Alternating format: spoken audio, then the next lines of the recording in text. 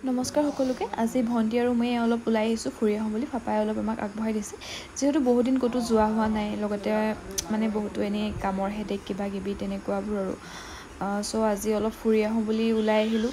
যিহেতু প্লেনিঙো বনাই থকা হৈছিল বহুত দিনৰ পৰা ফুৰিম বুলি কি হ'ল আমাৰ ভণ্টি মানে ঘৰতে থাকে তেনেকৈ ওলাই নাযায় চ' তাইক মই আজি লৈ আহিলোঁ তাইৰ হালত খাৰাপ হৈ গ'ল আমি মানে আহিছোঁ অৰুণাচল টকচিতা ৰিজৰ্ট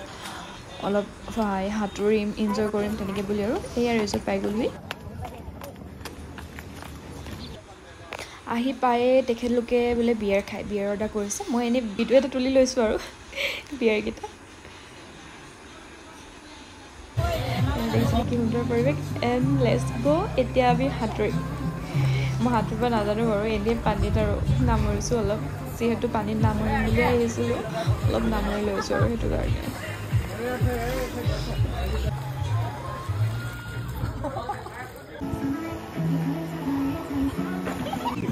ইয়াত দেখিছেনে সাগৰৰ পাৰত যেনেকৈ ফৰেনাৰবোৰ বহি থাকে যে তেনেদৰে মানে ফিল্ডটো দিয়া হৈছে ইয়াত ল'বলৈ তো মই ফিল্ডটো লৈ লৈছোঁ আৰু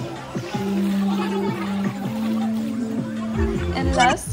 ভিডিঅ' এটা আৰু ফটো দুকপমান তুলি লৈছোঁ যিহেতু